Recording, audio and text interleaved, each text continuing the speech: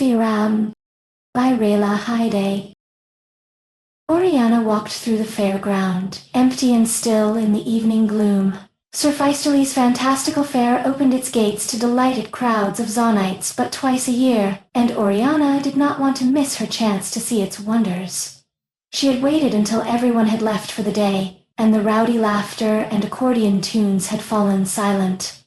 Only the low hum of nearby pipelines, pumping steam through the chem district. Detritus lay strewn along the ground, colorful streamers and bright balloons mingling with crumpled wax paper that once held sweet jam pastries. Orianna's clockwork ball hovered beside her as she passed a stall overflowing with roses, which, according to a sign, smelled like each day of the week.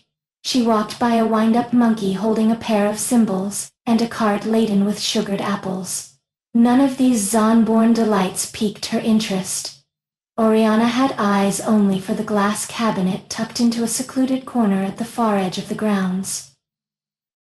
A glimmering wink of metal flashed in the moonlight. It came from the mechanical boy sitting behind the glass. Orianna had seen nothing like him and drew closer, intrigued. He was clad in a midnight grue suit and a silk hat. His skin was a shell of pure porcelain that masked the delicate clockwork gears below, and his eyes shone with glints of silver thread. As Orianna approached him, his lips rearranged into a smile. "Can you keep a secret?" the boy said. His voice reminded Orianna of softly chiming bells. "Hello," she said.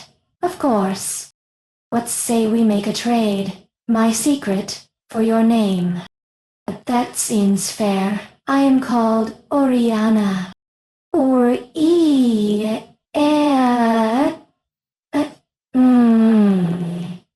He repeated. Such soft sounds. Orianna could have sworn his porcelain cheeks blushed. "I suppose it's my turn. My name is Fieram. My secret is that I fear the outside world, though I long to see distant shores and far-off mountains." "Is that why you live in a cabinet?" she asked. "Because you are afraid?" "From here, the world visits me," said Fieram. "Behind the glass, I am safe. I'm very fragile, you see." He pointed to a hairline fracture on his forearm. "There it is. I'm getting old." Fieram's mouth opened into a lopsided grin. Orianna giggled and shrugged her shoulders, a gesture she had recently acquired, though she wasn't quite sure if she had used it correctly. "Oh, you haven't seen my tricks yet," said Fieram. He reached into a sleeve and produced a bouquet of daisies with a flourish. "Ta-da!" he exclaimed, and Fieram removed his hat and dipped his head in a nod. A half-dozen mechanical pigeons fluttered from beneath the brim. He brought his hands together in a clap, and the entire cabinet filled with opaque red smoke. By the time it dissipated a few seconds later, the pigeons were gone. Orianna applauded in delight. The bowl whirred, impressed. "Wonderful," she exclaimed. "Like magic. And that wasn't even my best execution. Fumbled my sleeve a bit," he admitted, folding his hands. "But small miracles are my specialty. Like you finding your way to me in this great city. You, above all others." "You winked at me," said Orianna. "Why? We're kindred spirits, you and I." "But you already knew that," said Fieram. "It's why you're here, isn't it?" He shuffled his feet. Orianna marveled at the subtlety of his movement. "It is just that. I have never seen another like you," she said. "I'm one of a kind, aren't I?" "Same as you," said Fieram. He gestured toward her mechanical frame and winked again. Orianna smiled. Fieram leaned in against the glass. "Your smile is fabricated," she said. "Yes, I am still mastering certain expressions." "Beautiful," said said Fieram. Well, now you're going to make me blush. Orianna's ball, hovering at her left shoulder, nudged her gently. Now, she told the ball. She lifted the mechanical monkey from its stall nearby and turned its key. It scuttled about the floor, eyes lit with a red glow, clashing its cymbals together at every third step, before slowing to a halt. You are not like him, are you, Fieram? All wound up at the turn of a key, she said. You have a mind, you have thoughts. I may be comprised of cogs and wheels, but I have dreams, like anyone. I know you dream of leaving this place. Surely you are lonely behind this glass. Come with me. We could leave now, together, Orianna said. Leave? Fieram's expression fell. I'm afraid I don't know what you mean. You have no doubt listened to the restless bustle of Zaun, or heard of the grand marvels in Piltover? Orianna asked. Fieram cocked his head.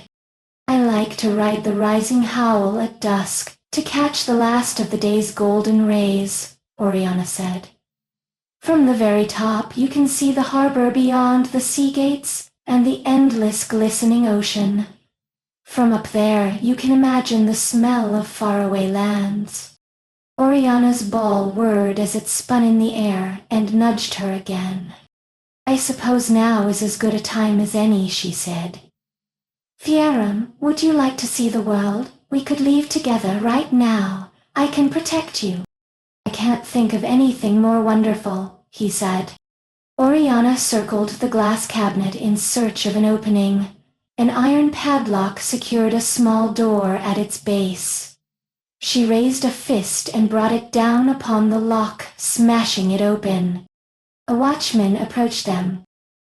Stop that.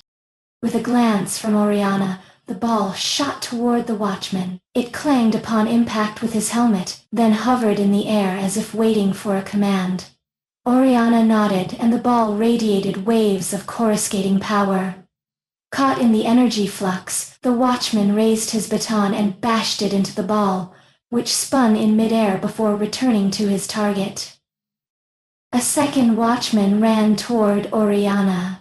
She tried to pull Fieram through the door, but his chair jammed in the opening. Fire, can you repeat your trick?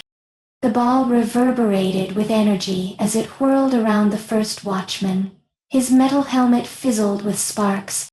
My tricks? Fieram reached into his sleeve and pulled out the bouquet as Orianna spun away from the watchman. No, the other one. Fieram replaced his bouquet. The very last trick, she said. Quickly. The mechanical boy drew the bouquet from his sleeve once more.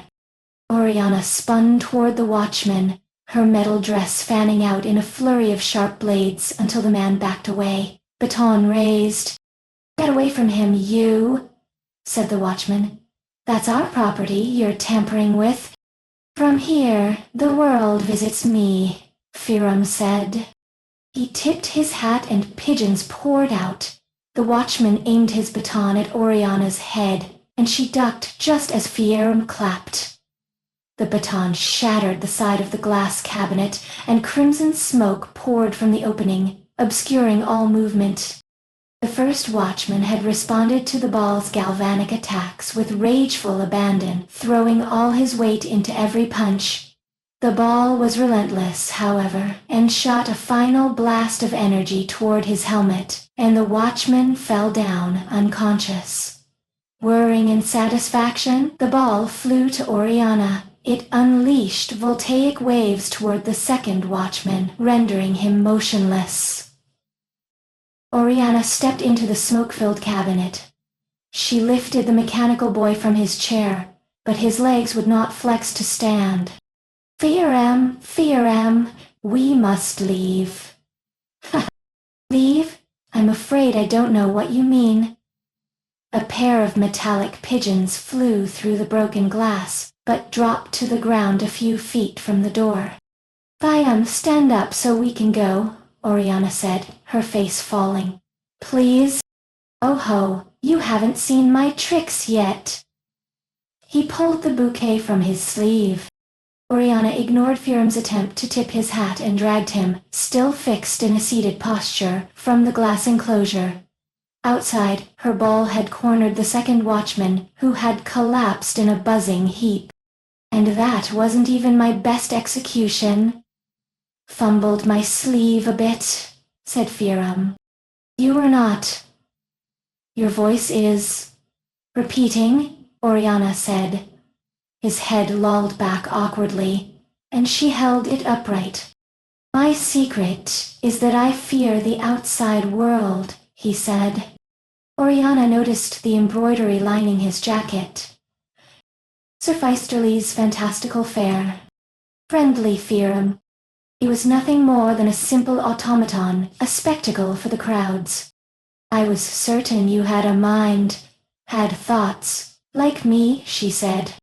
Fieram looked up at her with eyes that glinted with silver. I'm one of a kind, aren't I? He shuffled his feet nervously, though they were in mid-air. Same as you. The ball returned to Orianna and whirred gently. Me should go, she whispered. She set Fieram back upon his chair, which she placed just outside the shattered glass cabinet. I wish you well. Small miracles are my specialty, he said. Like you finding your way to me. Goodbye, Fieram, said Orianna softly. The two watchmen lay unconscious on the ground. The ball hovered at her side as she walked away. She did not look back until she was clear of the park's towering gates. As she turned, she thought she saw a glint of metal, winking in the distance.